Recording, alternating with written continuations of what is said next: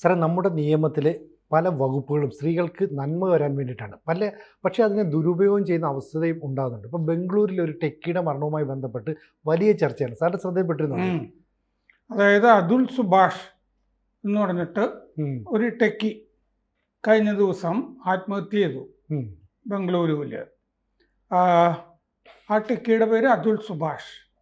അപ്പോൾ അതുൽ സുഭാഷിൻ്റെ ഭാര്യ നികിത സിംഘാനിയ, അവർ ആക്സെഞ്ചർ എന്ന് പറഞ്ഞ വലിയ IT കമ്പനിയിലാണ് ജോലി ചെയ്യുന്നത്. രണ്ടുപേരും വലിയ വരുമാനമൊക്കെ ഉള്ള ആളുകൾ തന്നെയാണ്. ഒരു കുട്ടിയുണ്ട് അവർക്ക്. അപ്പം ഇവർ മറ്റേ വിവാഹബന്ധം പിരിയാണ്. അപ്പോൾ പിരിയുമ്പോൾ ഇവർ 3 കോടി രൂപ ഇയാൾക്കെതിരെ കൊടുക്കുന്ന കേസുകളൊക്കെ പിൻവലിക്കണം എന്നുണ്ടെങ്കിൽ പോലീസിൽ കൊണ്ടുപോയിട്ട് കേസ് കൊടുക്കുകയാണല്ലോ. ഗാർഹിക പീഡനം, സ്ത്രീധന പീഡനം എന്നൊക്കെ പറഞ്ഞിട്ട്. ഇതൊന്നും ഇയാളുടെ കേസിൽ ഇങ്ങനെ ഒരു സംഭവം ഇല്ല എന്ന് അയാൾ പറയണേ. ഈ 3 കോടി രൂപ ഈ കേസുകളൊക്കെ പിൻവലിക്കണം എന്നുണ്ടെങ്കിൽ 3 കോടി രൂപ തരണം. മകനെ നിങ്ങൾക്ക് കാണണമെന്നുണ്ടെങ്കിൽ 30 ലക്ഷം രൂപ തരണം എന്നൊക്കെ ഈ സ്ത്രീ ആവശ്യപ്പെട്ടിരുന്നു, ഭാര്യ എന്നൊക്കെയാണ്.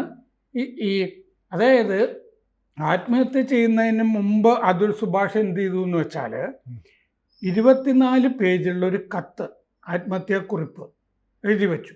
അതിൽ ഈ വിവരങ്ങളൊക്കെ പറഞ്ഞിട്ടുണ്ട്.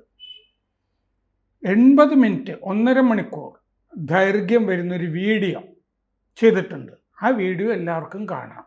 ആ വീഡിയോയിൽ ഈ വിശദാംശങ്ങളൊക്കെ പറഞ്ഞിട്ടുണ്ട്. എങ്ങനെയാണ് ഈ ഭാര്യയുടെ കുടുംബം, ഇയാൾക്കെതിരെ മാത്രമല്ല, ഇയാളുടെ അച്ഛൻ, അമ്മ, ബന്ധുക്കൾ എല്ലാവർക്കും എതിരെ കേസ് കൊടുക്കുകയാണ്. ഈ ഗാർഹിക പീഡനം, സ്ത്രീധന പീഡനം. ഇദ്ദേഹം ഈ അതുൽ ഇതിൻ്റെ അകത്ത് പറയുന്നത് എന്താണെന്ന് വെച്ചാൽ, ഇവർ മറ്റേ സ്ത്രീധനം, ഇയാൾ ഇവരോട് സ്ത്രീധനമായിട്ട് പ്രണയവിവാഹമൊക്കെയാണ്, അത് കഴിഞ്ഞ് സ്ത്രീധനം ആയിട്ട് 10 ലക്ഷം രൂപ കൊണ്ടുവരാനായിട്ട് പിന്നീട് പറഞ്ഞു എന്നാണ് ഇവരുടെ ആരോപണം. ഇയാളുടെ കുടുംബം ആവശ്യപ്പെട്ടു എന്ന്. ഇയാൾ കത്തിൽ ചോദിക്കുകയാണ് വീഡിയോയിലും, എനിക്ക് 40 ലക്ഷം രൂപ ഒരു വർഷം ശമ്പളം ഉണ്ടെന്ന് ഇവർ ഈ പരാതിയിൽ പറഞ്ഞിട്ടുണ്ട്. 40 ലക്ഷം രൂപ വാങ്ങിക്കുന്ന ഞാൻ 10 ലക്ഷം രൂപ ചോദിക്കുമോ? ഇങ്ങനെ എന്താന്ന് വെച്ച് കഴിഞ്ഞാൽ ഈ 498A എന്ന് പറഞ്ഞൊരു വകുപ്പുണ്ട്. മുമ്പത്തെ IPC, ഇപ്പോൾ 85-86 മറ്റേ ഭാരതീയ ന്യായ സംഹിത. അത് പക്ഷേ ഈ പഴയ IPCയിലെ 498A അതങ്ങനെ തന്നെ കോപ്പി ചെയ്തിരിക്കുക. വലിയ വ്യത്യാസമൊന്നുമില്ല. 85-86 BNSൽ ഭാരതീയ ന്യായ സംഹിതയിൽ അങ്ങനെ തന്നെ കോപ്പി ചെയ്തിരിക്കുകയാണ്. ഈ ഗാർഹിക പീഡനം എന്ന് പറഞ്ഞിട്ട് ഈ ഭാര്യമാര് ഭർത്താക്കന്മാർക്കെതിരെ കൊടുക്കാവുന്ന സ്ത്രീധന പീഡനം എന്നൊക്കെ പറഞ്ഞിട്ട്. അത് 1995 ഇന്ദിരാ ജയ്സിംഗോ നമ്മുടെ സുപ്രീം കോടതി വക്കീലുണ്ടല്ലോ, ഇത്തരം കാര്യങ്ങളിലൊക്കെ മുന്നിട്ടിറങ്ങുന്ന, ഇവരൊക്കെ ഇടപെട്ടിട്ട് വന്നതാണ് ഇത്തരം പല കാര്യങ്ങളും. പിന്നെ അഭയുടെ നിർഭയ ആ കേസിന് ശേഷം വന്നല്ലോ ഇങ്ങനെ. അപ്പോൾ ഇന്ത്യയിൽ പല നിയമങ്ങളും ജെൻഡർ ന്യൂട്രൽ അല്ല എന്ന് പറഞ്ഞൊരു ചർച്ച ഇപ്പൊ നടക്കുന്നുണ്ട്. ഇതിന്റെ വെളിച്ചത്തില് പോക്സോ കേസ് ആണല്ലോ, ആണിനെതിരാണല്ലോ. അതെ, ഇത് ആണിനെതിരാണ്. ഇങ്ങനെ പിന്നെ പല നിയമങ്ങളും. പിന്നെ പലപ്പോഴും ഇപ്പോൾ കോടതികൾ തന്നെ ഇപ്പൊ എതിരായ ഒരു പൊസിഷൻ എടുക്കുന്ന ഒരു സംഗതിയാണ് വിവാഹ വാഗ്ദാനം നൽകി പീഡിപ്പിച്ചു എന്നൊരു കേസ്. അതെ, പീഡനം എല്ലാം കഴിഞ്ഞ് എല്ലാ സ്നേഹം എല്ലാം കഴിഞ്ഞ് കുറെ നാൾ കഴിയുമ്പോൾ എന്നെ വിവാഹ വാഗ്ദാനം നൽകി. അതിപ്പോ രണ്ടുപേരും അതില് തുല്യ പങ്കാളികളാണ്. എന്നിട്ട് ഇയാൾക്കെതിരെ അപ്പൊ ഇത് ഇയാള് വെള്ളം കുടിക്കുമല്ലോ. അതെ, എങ്ങനെയെങ്കിലും ഒരു കുറച്ച് പൈസ കിട്ടണം എന്ന് മാത്രമായിരിക്കും ആഗ്രഹം. അപ്പൊ പൈസക്ക് വേണ്ടിയിട്ട് ഇങ്ങനെ. അപ്പൊ ഇയാള് കോടതി പക്ഷെ അതിന് പറഞ്ഞില്ല, ഇനി അങ്ങനെ പരാതിയുമായിട്ട് വരാൻ പാടില്ല എന്ന്. അങ്ങനെ പൊസിഷൻ എടുക്കുന്നുണ്ട്. അപ്പോ ഈ അതുൽ സുഭാഷിന്റെ പ്രശ്നം വരുന്നതിന് മുമ്പ് തന്നെ കോടതികൾ ഈ പൊസിഷൻ എടുക്കുന്നുണ്ട്. ഇപ്പൊ കഴിഞ്ഞ ദിവസം സുപ്രീം കോടതി പറഞ്ഞിട്ടുണ്ട്, പല കോടതികളും പറഞ്ഞ കാര്യം കൂടി നമുക്ക് ചർച്ച ചെയ്യാം. സുപ്രീം കോടതി പറഞ്ഞിട്ടുണ്ട്, സ്ത്രീ സുരക്ഷയ്ക്ക് വേണ്ടിയിട്ട്, സ്ത്രീകളുടെ നന്മയ്ക്ക് വേണ്ടിയിട്ട്, സ്ത്രീ സംരക്ഷണത്തിന് വേണ്ടിയിട്ട് ഉള്ള വകുപ്പാണ് ഇത് 498A IPCയിലെ BNSലെ 85-86. പക്ഷെ ഈ വകുപ്പ് ഇപ്പോൾ സ്ത്രീകൾ, ഭാര്യമാർ ദുരുപയോഗം ചെയ്യുന്നു, മിസ്യൂസ് ചെയ്യുന്നു എന്ന് സുപ്രീം കോടതിയുടെ നിരീക്ഷണം ഇപ്പോൾ വന്നിട്ടുണ്ട്. ഭർത്താവിനെയും കുടുംബത്തിനെയും ഈ വിവാഹമോചനത്തിന് ശേഷം അല്ലെങ്കിൽ വിവാഹമോചന പ്രശ്നങ്ങൾ ദാമ്പത്യ തർക്കം വരുമ്പോൾ ഭർത്താവിനെയും കുടുംബത്തിനെയും അനാവശ്യമായി ടാർഗറ്റ് ചെയ്യാനായിട്ട് മിസ്യൂസ് ചെയ്യുന്നു. ഇല്ലാത്ത ഗാർഹിക പീഡനം, ഇല്ലാത്ത സ്ത്രീധന തർക്കം ഒക്കെ ഇതിൻ്റെ അകത്ത് എഴുതിയിടും. അങ്ങനെ ചെയ്യുന്നു എന്ന് സുപ്രീം കോടതി നിരീക്ഷിച്ചിട്ടുണ്ട്. BV നാഗരത്ന, N കോടീശ്വർ സിംഗ് ഇവരുടെ ബെഞ്ചാണ് കഴിഞ്ഞ ദിവസം ഈ നിരീക്ഷണം നടത്തിയിരിക്കുന്നത്. അപ്പോൾ സ്ത്രീകൾക്ക് നേരെയുള്ള ക്രൂരത അത് തടയാനുള്ള വകുപ്പാണത്. സ്ത്രീകൾക്ക് നേരെ ക്രൂരത എന്ന് പറയുമ്പോൾ അത് ആണുങ്ങളാണല്ലോ ചെയ്യുന്നത്. ഭാര്യയാണെങ്കിൽ ഭർത്താവും. സത്യത്തിൽ ഈ ഭാര്യയ്ക്കും ഭർത്താവിനെ പീഡിപ്പിക്കാം, ക്രൂരമായിട്ട് പെരുമാറാം. അതിന് അയാൾക്ക് ആകെ ചെയ്യാവുന്ന പോലീസിൽ പോയിട്ട് ഈ സ്ത്രീ എന്നെ അതേ വെട്ടി, കത്തി കൊണ്ട് മുറിവേൽപ്പിച്ചു, ഇങ്ങനത്തെ സംഗതിയൊക്കെ പറ്റുള്ളൂ. അയാൾക്ക് മറ്റു കേസുകളിലൊന്നും ചെയ്യാൻ പറ്റില്ലല്ലോ. മെന്റലി ടോർച്ചറിങ് അത് ചെയ്യാൻ പറ്റില്ല. അതുപോലെ ഈ സ്ത്രീധനം എന്ന് പറയുന്നത് ഇവർ വെറുതെ പറയുകയാണ് എന്നൊക്കെ. കാരണം അതിൽ സ്ത്രീ പറയുന്നതാണല്ലോ, ആണ് പോയാൽ തെളിയിക്കണമല്ലോ. വാക്കുകൾ കൊണ്ട് പറഞ്ഞാൽ മതിയല്ലോ അല്ലേ. പോക്സോ കേസ് എന്നൊക്കെ പറഞ്ഞു കഴിഞ്ഞാൽ അങ്ങനെയാണല്ലോ. ബലാത്സംഗ കേസ്, ഇയാള് എന്നെ ബലാത്സംഗം ചെയ്തു എന്ന് പറഞ്ഞാൽ ഇയാള് പോയി തെളിയിക്കണം. ഇല്ല, വഖഫിന്റെ കൂട്ടല്ലേ. അതുപോലെയാണ് കേസുകൾ. അപ്പൊ തെലങ്കാന ഹൈക്കോടതി കഴിഞ്ഞ ദിവസം സുപ്രീം കോടതിയിൽ വന്ന കേസായത്. തെലങ്കാന ഹൈക്കോടതി ഇങ്ങനത്തെ ഒരു സ്ത്രീധന പീഡന കേസ് ഉണ്ടായിരുന്നു. ആ സ്ത്രീധന പീഡന കേസ് റദ്ദാക്കണം എന്ന് പറഞ്ഞിട്ട് ഭർത്താവ് ഹൈക്കോടതിയിൽ പോയി. ഇത് റദ്ദാക്കാനായിട്ട് ഹൈക്കോടതി വിസമ്മതിച്ചു. അതിനെതിരെ ആ ഭർത്താവ് സുപ്രീം കോടതിയിൽ പോയി. അപ്പോൾ ആ സുപ്രീം കോടതി വിസമ്മതിച്ചത് സുപ്രീം കോടതി അസാധുവാക്കി. സുപ്രീം കോടതി കണ്ടത് എന്താണെന്ന് വെച്ച് കഴിഞ്ഞാൽ ഈ സ്ത്രീധന പീഡനം എന്നൊക്കെ വെറുതെ പറയുന്നതാണ് ഈ ഭാര്യ എന്നാണ് സുപ്രീം കോടതി പറഞ്ഞിരിക്കുന്നത്. അപ്പോൾ FIR നോക്കി, ഇയാൾക്കെതിരെ പോലീസ് ഈ സ്ത്രീ ഭാര്യ പറഞ്ഞിട്ട് തയ്യാറാക്കിയിട്ടുള്ള FIR നോക്കി. അപ്പോൾ ആരോപണങ്ങൾ മുഴുവൻ അവ്യക്തമാണ് എന്ന ആരോപണങ്ങൾ നോക്കിയിട്ട് സുപ്രീം കോടതി വിധിയിൽ പറഞ്ഞിരിക്കുന്നു. ആവർത്തന വിരസവുമാണ് ആരോപണങ്ങൾ എന്ന് പറഞ്ഞിട്ടുണ്ട്. സംഭവവുമായി ബന്ധമില്ലാത്ത ആരോപണങ്ങളാണ് ഈ FIR മുഴുവൻ എഴുതി പിടിപ്പിച്ചിരിക്കുന്നത്. ഒരു ഫോക്കസ് വേണമല്ലോ. ഇത് വെറുതെ അവിടെ ഇവിടെയൊക്കെ ആയിട്ട് ഇങ്ങനെ എഴുതി വച്ചിരിക്കുന്നു. കാരണമില്ലാത്ത കുറ്റപ്പെടുത്തലുകളാണ് ഈ ഭർത്താവിനെ പറ്റി. ഈ പിരിയുമ്പോൾ പിന്നെ ശരിക്കും പ്രതികാര ദുർഗയാവുമല്ലോ ഈ ഭാര്യ. ആവശ്യമില്ലാത്തതും എല്ലാം കൂടി എഴുതി ചേർക്കല്ലോ. വക്കീലിന്റെ ബുദ്ധിയും കൂടെ. അതെ. എനിക്ക് പെട്ടെന്ന് ഓർമ്മ വന്നത് ഒരു സർദാർ ബലിതാണ്. പണ്ട് ഒരു സർദാർ എന്ന് പറയുമ്പോൾ ഈ സിഖ് ആയിരിക്കുമല്ലോ, ഭാര്യയും ഭർത്താവും. അപ്പോൾ ഭർത്താവ് ചൂടായിട്ട് ഈ ഭാര്യയോട് പറഞ്ഞു, എല്ലാത്തിനും ഞാനാണ് ഉത്തരവാദി എന്ന് നീ പറയുന്നു. ഞാൻ ഉത്തരവാദിയല്ലാത്ത എന്തെങ്കിലും ഒരു കാര്യം നീ പറയാമോ? പറയാം, ഞാൻ ഗർഭിണിയാണ്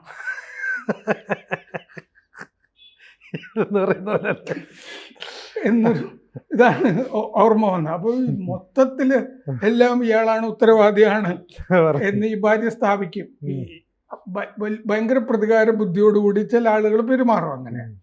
അപ്പോൾ സംഭവവുമായി ബന്ധമില്ലാത്ത ആരോപണങ്ങളാണെന്ന് പറഞ്ഞു. കാരണമില്ലാത്ത കുറ്റപ്പെടുത്തലുകൾ, ദാമ്പത്യ തർക്കത്തിൽ ആവശ്യമില്ലാതെ കുടുംബാംഗങ്ങളെ വലിച്ചഴക്കുക. ഇവർ രണ്ടുപേരുമാണ് ഉത്തരവാദികൾ.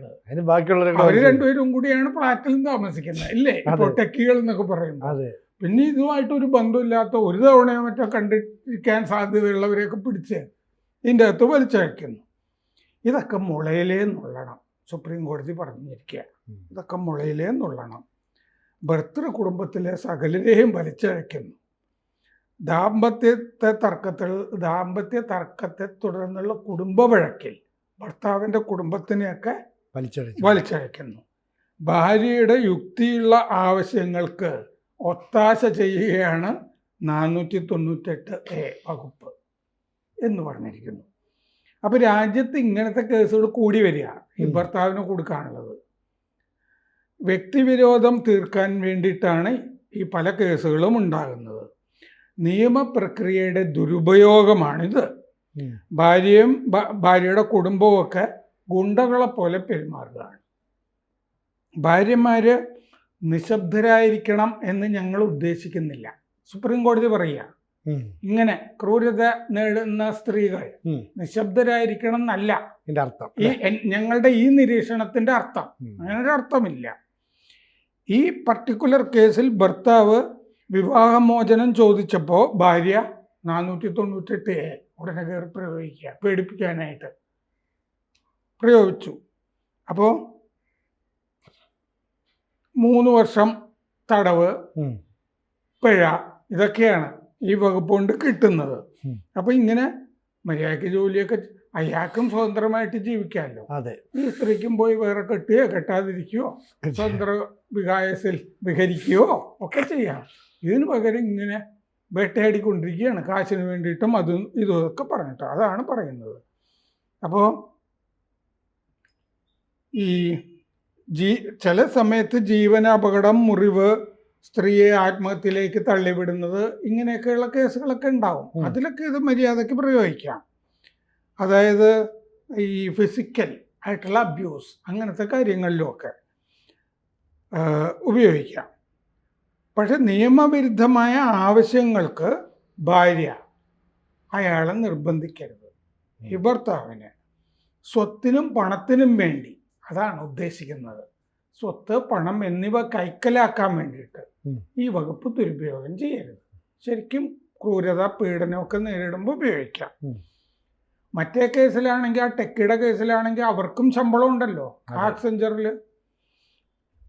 അപ്പോൾ ഈ പർദിവാലയും മനോജ് മിശ്രയും മുമ്പ് സുപ്രീം കോടതിയിലെ വക്കീൽമാർ, അവർ ഈ BNS 85, 86, 498 IPC കോപ്പിയാണെന്ന് നേരത്തെ പറഞ്ഞിട്ടുണ്ട്. ശരിക്കും അവരും ഇതിനെതിരെ പറഞ്ഞിട്ടുണ്ട്, ആ വകുപ്പിനെതിരെ. BR ഗവായ്, സുപ്രീം കോടതി ജഡ്ജി, കഴിഞ്ഞ സെപ്റ്റംബറിൽ ഏതാണ്ട് ഇതേ നിരീക്ഷണങ്ങൾ മുന്നോട്ട് വെച്ചു. അവര് ഒരു നാഗ്പൂർ കേസിലാണ് ഈ BR ഗവായ് അത് പറഞ്ഞത്. അവിടെ കല്യാണം നടന്നിരുന്നില്ല, വിവാഹം കഴിക്കാം എന്നൊക്കെ പറഞ്ഞു വച്ചിരുന്നു, ഒരു നിശ്ചയം പോലെയൊക്കെ പറഞ്ഞു വച്ചിരുന്നു. ആ സമയത്ത് പയ്യൻ അമേരിക്കയിലേക്ക് പോയി. അമേരിക്കയിലേക്ക് പോയി കഴിഞ്ഞ് ഇയാൾ വിവാഹത്തിൽ നിന്ന് ഒഴിഞ്ഞു മാറി എന്നൊക്കെ പറഞ്ഞിട്ട് ഈ വകുപ്പൊക്കെ ചേർത്തിട്ട് അവർ കേസ് കൊടുത്തിട്ട് ഈ പയ്യന് 50 ലക്ഷം രൂപ കൊടുക്കേണ്ടി വന്നു. കല്യാണമൊന്നും നടന്നിട്ടില്ല. എന്നിട്ടും 498, 85, 86 BNS എടുത്ത് ആ അമേരിക്കയിലേക്ക് പോയ പയ്യനെതിരെ അയാൾക്കും ജീവിച്ചു പോകണമല്ലോ, വെറുതെ 50 ലക്ഷം രൂപ. അങ്ങനെ അതിൽ പറഞ്ഞത് വിവാഹ വാഗ്ദാനം ഇയാൾ കൊടുത്തു എന്നാണ്. അതിലും ഈ വിവാഹ വാഗ്ദാനം പറഞ്ഞിട്ടുള്ള സാധനം എടുത്തു. എന്നിട്ട് അയാൾ കല്യാണം കഴിച്ചില്ല എന്ന് പറഞ്ഞിട്ട് കൊണ്ടൊരു കേസ്. അവരൊന്നിച്ച് ഒരു ദിവസം പോലും ജീവിച്ചിട്ടില്ല, എന്നിട്ടാണ് കേസ്. അപ്പോൾ ഈ സ്ത്രീക്ക് 50 ലക്ഷം രൂപയും കിട്ടും, വേറൊരാളെ കല്യാണം കഴിച്ച് ഇത് ബാങ്കിലിട്ടിട്ട് സുഖമായിട്ട് ജീവിക്കുകയും ചെയ്യാം. ഒരു ജോലി ഉണ്ടായിരുന്നെങ്കിൽ ആ ജോലി രാജിവെച്ചും ജീവിക്കാം സുഖമായിട്ട്. ഇങ്ങനത്തെ പരിപാടികൾ ഇത് പറഞ്ഞിരുന്നു. ബോംബെ ഹൈക്കോടതി ഓഗസ്റ്റിൽ ഏതാണ്ട് ഇതേ നിരീക്ഷണം നടത്തിയിരുന്നു. 2023 ജൂലൈയിൽ ജാർഖണ്ഡ് ഹൈക്കോടതി ഇതേ നിരീക്ഷണം നടത്തിയിരുന്നു ഈ വകുപ്പിനെ പറ്റി. 2023 മെയ്യിൽ കർണാടക ഹൈക്കോടതി ഇതേ അഭിപ്രായം ഉന്നയിച്ചിരുന്നു. അപ്പോൾ സുഭാഷിൻ്റെ ഈ അതുൽ സുഭാഷ് ഉണ്ടല്ലോ, ബാംഗ്ലൂരു ടെക്കി, വീണ്ടും അയാളിലേക്ക് വന്നാൽ അദ്ദേഹത്തിൻ്റെ മുറിയിലൊരു പ്ലക്കാർഡ് ഉണ്ടായിരുന്നു. പ്ലക്കാർഡിൽ എഴുതി വെച്ചിരുന്നു, എനിക്ക് നീതി കിട്ടിയില്ല എന്നൊരു പ്ലക്കാർഡും ഉണ്ടായിരുന്നു. എന്നിട്ട് അദ്ദേഹം പറഞ്ഞു, ഞാനുണ്ടാക്കുന്ന പണം ശത്രുക്കൾക്ക് ശക്തി പകരുന്നു. ഇയാൾക്ക് 40 ലക്ഷം രൂപ കിട്ടുന്നുണ്ടല്ലോ, അത് എൻ്റെ ശത്രുക്കൾക്ക് ശക്തി പകരുന്നു. ആ പണം എന്നെ നശിപ്പിക്കും. ഈ വിഷമവൃത്തം, ഈ ചക്രം, ഈ തിന്മയുടെ ചക്രം ഇങ്ങനെ കറങ്ങിക്കൊണ്ടിരിക്കും എന്ന് എഴുതിയിട്ടുണ്ട്. അതായത് പൈസ ഉള്ളവർ ഇങ്ങനെ പിഴിയുന്ന പരിപാടി ഉണ്ടല്ലോ, അത് തുടർന്നുകൊണ്ടിരിക്കും. എനിക്ക് പൈസ ഉണ്ടെന്നുള്ളത് വലിയ നല്ല ശമ്പളം ഉണ്ടെന്നുള്ളത് എൻ്റെ തന്നെ ഒരു ശത്രുവായിട്ട് മാറിയിരിക്കുന്നു എന്ന് അദ്ദേഹം പറഞ്ഞു. എന്നിട്ട് അതുൽ സുഭാഷ് എഴുതിയത് നമ്മളെയൊക്കെ ചിന്തിപ്പിക്കേണ്ടതാണ്. എൻ്റെ പണത്തിൽ നിന്നുള്ള നികുതി കൊണ്ട് ഇയാൾ ടാക്സ് കൊടുക്കുന്നുണ്ടല്ലോ, അതുകൊണ്ടാണല്ലോ പോലീസും ജുഡീഷ്യറിയൊക്കെ ജീവിച്ചു പോകുന്നത്. എൻ്റെ പണത്തിൽ നിന്നുള്ള നികുതി കൊണ്ട് കോടതിയും പോലീസും എന്നെ പീഡിപ്പിക്കും. എൻ്റെ കുടുംബത്തെ, നല്ല മനുഷ്യരെ, എനിക്ക് ചുറ്റുമുള്ള നല്ല മനുഷ്യരെ പീഡിപ്പിക്കും. അപ്പോൾ കോടതിയുടെയും പോലീസിൻ്റെയും കണ്ണ് തുറപ്പിക്കേണ്ട വാചകങ്ങളാണ്. നമ്മുടെ നികുതിപ്പണം കൊണ്ട് കോടതിയും പോലീസും നമ്മളെ പീഡിപ്പിക്കുകയാണ്. എന്തൊരു വല്ലാത്ത ലോകം. കൂടുതൽ വാർത്തകളും വിശേഷങ്ങളും നിങ്ങളിലേക്ക് എത്താൻ ABC മലയാളം സബ്സ്ക്രൈബ് ചെയ്യുക, ബെൽ ബട്ടണും അമർത്തുക.